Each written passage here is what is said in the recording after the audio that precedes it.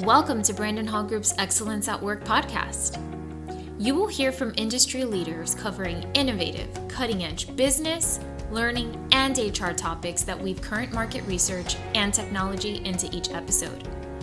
Our Excellence at Work podcast is hosted by Brandon Hall Group's Chief Operating Officer and Principal HCM Analyst, Rachel Cook. Hi, and thank you for tuning in to Brandon Hall Group's Excellence at Work podcast. Don't forget to subscribe. I'd like to welcome with me today John Tota, the Rockstar Learning Evangelist. Hi, John. How are you? Hi, Rachel. It's nice to be here.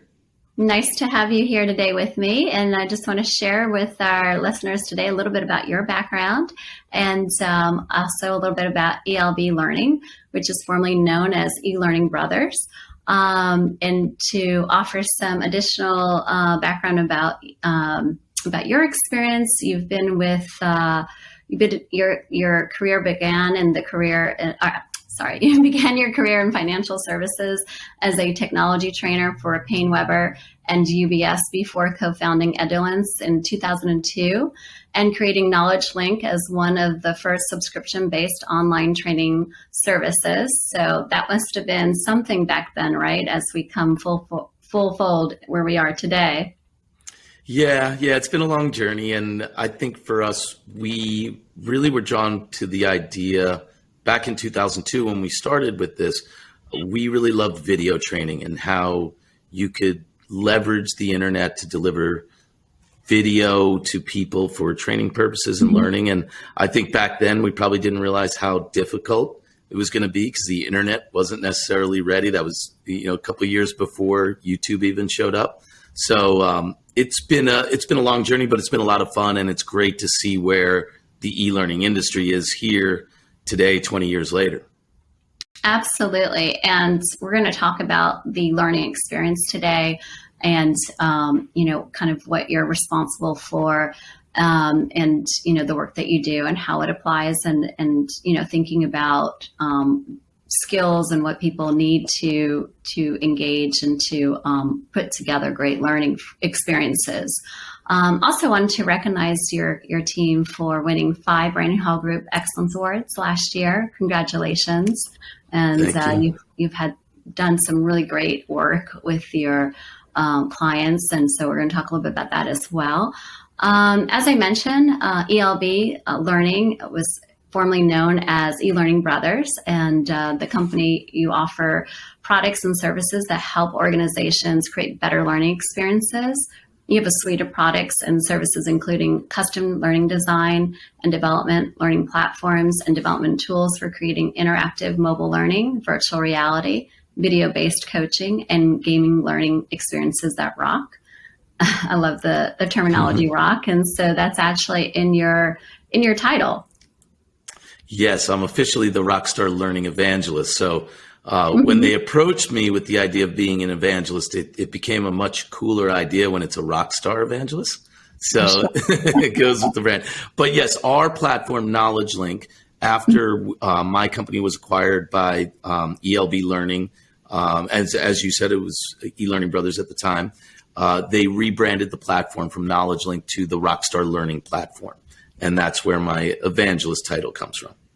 Very cool. So let's talk a little bit about the learning experience from your point of view. Yeah, so it was really one of the things that attracted me to Andrew Civilly and what his mission was at E-Learning Brothers when we met just a few years ago. We had known each other for a long time, but we got reconnected a few years ago. And he actually came on my podcast show, and I interviewed him about this topic exactly, the future of e-learning. And he was so passionate about the concept of building a better learning experience for learners. And as you know, E-Learning Brothers has a great reputation for developing assets, libraries, obviously a lot of custom content as well, but helping instructional designers and learning professionals to look like rock stars and to deliver that great experience. And so when I saw what his vision was and how they really wanted to pull all of these tools together into a single offering, it was so exciting because you knew I had always come from the platform side, and the platform houses a good learning experience, but it's not the way you make a great learning experience. And so it's been really fun to be part of this group and to see where everything's going. Absolutely. And talking about learning and the debate around LMSs and LXP and why the importance or the experience of the user, why that's so important, how the learning platform has evolved. Can you shed some light on that? Yeah, so this goes back to about 2 years ago, and right after our company became part of eLearning Brothers, one of my number one tasks was, and this was kind of just getting started as a product evangelist for the company, was to go out there and start to look at the difference between what we had all come to know as learning management systems. And today there was a new entry in the space, which was a learning experience platform. And then kind of this hybrid where it was an LMS with almost these LXP capabilities layered on top.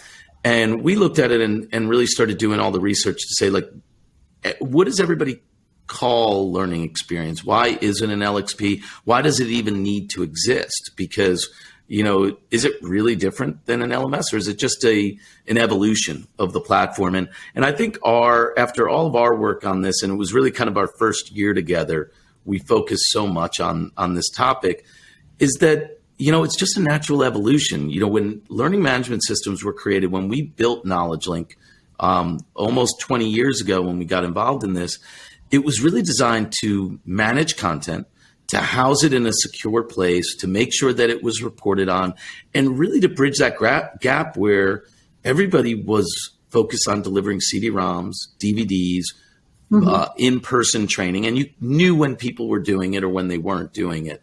And so you put it online, and reporting and management, the administration, was really the key to the platform. And then this LXP movement really in our mind came down to just focusing on the learner first, making sure that the learning experience, the goals for them and the ability for them to achieve better outcomes and better skill sets and really have some ownership in their own learning path. That was what learning experience was all about. And it wasn't a new platform. It was maybe more a new philosophy in how you were building your learning experiences for your individuals and your employees or whoever it might be. How complex would you say it is when you're trying to connect all these disparate tools and processes, like including gamification or VR, video? So it's not easy. And I think I've had the benefit of seeing a really great group of people at ELB doing this, because in the space of 2 years, they have a gamification authoring tool in the training arcade. There is a virtual reality authoring tool in Scenario VR, obviously Lectora and the asset library, and then also Rehearsal now that does video coaching and practice. And if you look at all those individual pieces, each one of them contributes to this better learning experience. And then they each output content in a different way. It's got to be housed in a single platform like Rockstar Learning in our case. But then it all has to be reported in a central way, or at least in a way that everyone can make some intelligent decisions around it. So I feel like where we're at as an industry right now is really tackling that challenge of saying, okay, in order to create one of these really great learning experiences for your employees or whoever your workforce might be, you need to leverage, sometimes 3, 4 or more tools to make that happen. And it's not easy for admins. And I think that's where the industry's at, is how do we make this a more seamless process for everyone? Sure. And also, if you think about maybe a decade ago when we started talking about integrated suites, when you're looking at other talent processes or HR processes, that's also very complex, kind of fitting it all together. And then again, going back to the learner or the individual. So, I have to really kind of understand your audience and how it's going to fit in your environment. And a lot of this is being driven by, the adoption of reskilling and upskilling.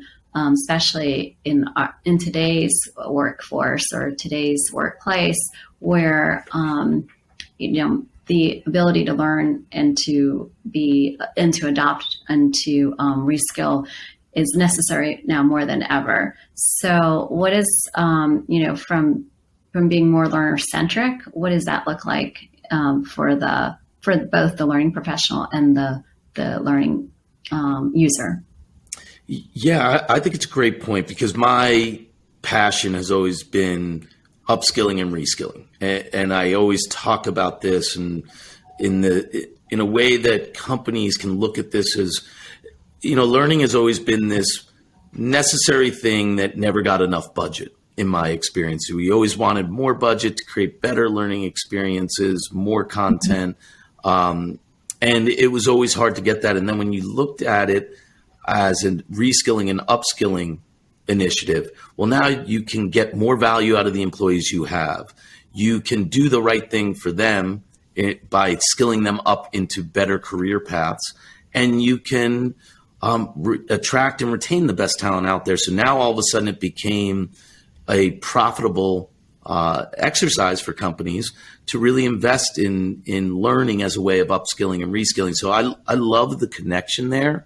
And I think that if anybody ever talks about good quality learning experience design, it's kind of rooted in the idea that the individual learner has a vested interest in their own learning path, that it's got some type of a social aspect to it. So there's, whether it's competition with others or just participation from your peers, coaching, mentoring, whatever it might be in that case, but also that you clearly know what the outcomes are, what the impact is if you continue on the learning path. And then you don't have to fight this adoption battle. When I started in this, it was all about adoption, and people were kicking and screaming the whole way to do online learning. Now everybody wants online learning because it's the most practical way to do it. We've all learned this in the last few years of living through a pandemic, that it is a better way to do a lot of the learning that we need consistently over time. But if it's designed with the administrator or the manager in mind and not with the learner at the center of all of it, it kind of misses the connection a little bit for that individual. And then they don't feel like it's their choice. They feel like they've just been put into a path that was kind of predetermined for them. And I think when you do it really well, no one has to push or drive the individual to do the learning. They want it. They feel like they're invested in that learning path. And in the end, there's a real world benefit for them if they complete that learning path. And I think that's what we're always trying to strive for. Absolutely. And our research has shown that for quite some time, about the experience and how important it is to drive that learning-centric experience, where the learner is driving their what their interests are and mapping that to the learning needs. And when you see that it's driven more from the learner, there is greater adoption. And this has been shown. This is nothing new, in spite of the pandemic, pre, post, and, that if the learner is invested or vested in what they are wanting to get out of it, you're gonna have a much better impact. So, with that said, I think the ability of where platforms have come like yours to be able to create that or drive and foster that environment makes it so much richer for the learner.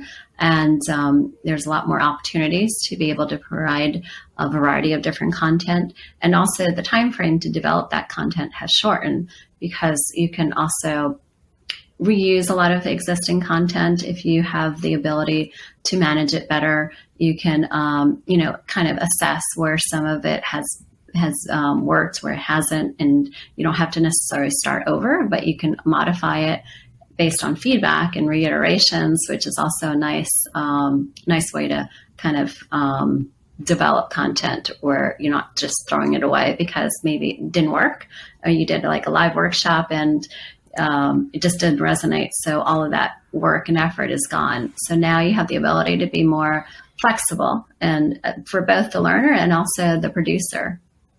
Yeah, and I think you hit on one of the big points there is that there's nothing any of us are doing in the e-learning space that is new to learning.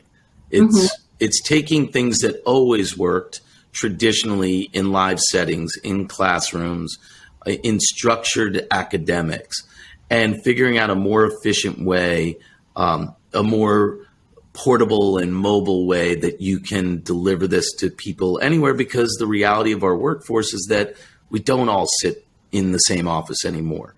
And that was a reality for very large companies for quite some time now, but it wasn't a reality for a smaller company that had a couple hundred employees. They could all still be in one location. But I think what we've learned now is that if you can feel confident about the tools that you have at your fingertips today, that you can leverage existing resources, create content on demand, solicit content, feedback, and mentoring from the population of thought leaders you have in your own company, you can just make it, better, more cost effective, more relevant by just using the technology that we have available today. And it's we all like to think we're inventing something new, but I think all of the learning philosophies were created some time ago, and we're just trying to make them more efficient and portable in Right. one way or another. Finding new ways to connect and to reach your audience, but not necessarily new learning models or however the channels that they're delivered in. That's changing. And let's talk a little bit about the Skillset Economy that you're very passionate about, and you have I think write a lot about it. Why does that matter today in today's business world? Yeah, so the Skillset Economy, this is kind of like a term that I coined a few years ago to really talk about this topic of upskilling and reskilling. And I started speaking, this has been like a keynote topic for me, and as you said, something I've written about quite a bit. Going back to 2018, 2019, it's become even more intensified in the last couple of years. And it's really this idea that there's an industrial revolution occurring, the fourth industrial revolution, which, we all talk about a lot. And it's automation and robotics and a lot of the things, AI and deep learning that we see every day and a lot of the tools that we use. And the reality is you can look at a lot of the software applications that you use every day. A lot of the roles that people were hired for 5 years ago, 10 years ago, will likely not exist in the next 5 to 10 years. And one of the challenges is that in universities and colleges across our country and around the world, they can't adapt that quickly. Some of the things that kids are learning in school right now are training them for jobs that will be replaced by automation 4 or 5 years from now when they're graduating. And you can't expect them to graduate with skill sets that may not even be in need. Like I think about the kids who went to school for digital marketing while social media was being innovated at the same time. And by the time you come out, you have a degree in PR, but PR is completely changed because of all the tools you have in the technology today. And so with learning, I think of it in the same way that our job as corporate educators is to identify talent when you're selecting people to hire, make sure that they have the learning aptitude, that they can skill up, that they can learn your culture, learn your values, but also learn skill sets that they may not have gotten in their education or previous work. And then once you bring them into your organization, everyone should have that career path from day one that they're invested in, that they know has real world rewards tied to it. And I think that's one of the things, maybe when I talked about it a few years ago, maybe now it's 4 years, it seemed kind of new, of tying real world rewards, promotions, raises to your learning path. And today, now that we're not all, so many companies are hybrid, you can't really see how people are tracking. You can't do one-on-one mentoring in an office or in a classroom. So now this idea of starting from day one with a learning path for people that they really feel like they're invested in, and if they complete it all the way through, that they're going to skill up in your organization or beyond into a career somewhere else, that has real value to them, and it has real value to your company, and it becomes something that you can, as a business, invest in for your future. And that's kind of what I mean by skill set economy in a nutshell. It's someone that's coachable, right? Like, you always want someone on your team that's coachable, someone that has the ability to play any position. So kind of in the workplace too, having that mentality, or having that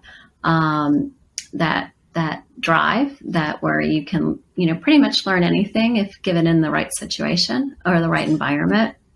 Yeah, because today we live in a world where you have enough training materials and technology tools to skill up anybody into a role at your company if they have the right character and the right work ethic. Right. But yeah, and to me, it wasn't that way when I started. When I graduated in 1994, you didn't have these kind of things, and like there weren't prescribed paths and learning tracks and all these different ways to learn. It was only in person, and a lot of it was one-on-one by, kind of that apprentice model, following someone else around the workplace. And now we have so many cool ways that you can do that more efficiently. Yeah. And I think also looking back in like, last couple of decades, when you started your career, kind of thought about it, at least I did. Okay, what am I going to do for my next 20, 30 years? Well, I think that's really hard when you have to think about it in that way, unless you have, a certain passion for this is it, and this is what I want. And even with that passion, you go into it and you may start to not think that that's really what your desire is to necessarily. You may not want to be a doctor for 30 years. You may thought you have until you kind of, and again, this might just be for certain people, until you actually start to learn in that profession. So having more, I think early on in your career, more opportunities to gain exposure to new experiences, you can kind of check the box whether or not this is for you, but you can also learn from each of those, whether or not this is something you're going to do for 20 years, but each experience is a building block that you can take away with it, with the right mindset, of course. Yeah, 100%. And I'm always fascinated by this, because my Edulance, my first company that was acquired by eLearning Brothers, it was a lot of millennials in there, in that company. And, I'm a Gen Xer, right? And so you're kind of squeezed between baby boomers and the millennials behind you. And we adapted so much of our professional development, our training, to the way millennials learned. And now in what I do, I'm working primarily with Gen Z. And it's even a little bit different in how they learn. And I am so impressed with their technical skill sets, the amount that they know, how quickly they pick things up. And so it's kind of on us to, like, they say, well, why are we wasting our time with that? I can find that all out on YouTube. And it's a generation that learns very quickly, that's not scared of technology in any way. And so you want to be that type of company that creates this innovative learning program that allows them to not just learn and adapt their own path, but maybe even contribute to it and participate in it and feel like you're being listened by leadership when you find something out on the internet somewhere that you want to contribute to the path as well. And I think that's so cool when you see the way this next generation is looking at learning in the workplace. And I also think in the workplace that they are more accepted early on, to kind of throw them into projects or hearing their voice. Maybe perhaps, traditionally years before, you had to kind of you had to pay your dues before you even had, any kind of voice. And so, or it just, it was more bureaucratic and, in the past. And so some of those layers are breaking down in a lot of environments, giving more opportunities to everyone, and so again, that also kind of creates a different culture and a different learning experience that I think fosters more innovation and creativity, and then overall better company products and performance. Yeah, and this move to a better e-learning model, and we always talk about it that at ELB is that we don't want to think of it as just e-learning. It's just learning. This is what learning is today. It's going to happen in all forms. You know, there's always going to be a live component to it. It may be done through Zoom today or GoToMeeting or something like that, but there's still a live component. There's still mentoring and feedback, and that all matters. But, you know, if you don't leverage the tools and provide instant on-demand learning to this generation of employees you're bringing in, you'll look like a dinosaur to them. They expect that. Sure. Well, John, before we wrap up today, do you have any lasting advice? What would you share with any learning professionals trying to figure this all out?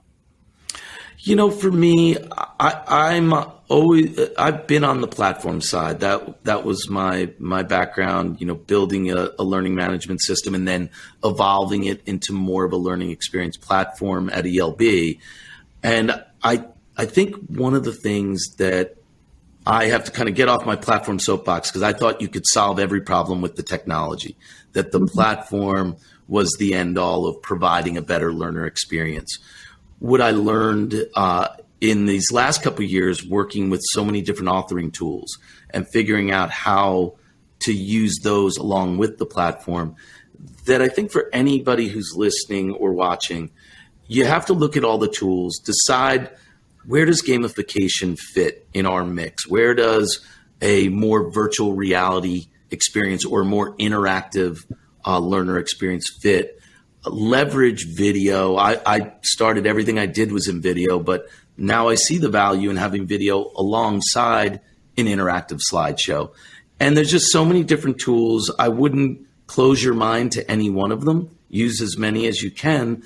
And think of the platform and the authoring tools, it's really one and the same, offering that better learner experience for your employees and anyone that you're responsible for educating. Great advice, and thank you for joining me today. Thanks, John. It's been a pleasure. Thank you, Rachel. It's been great to be here.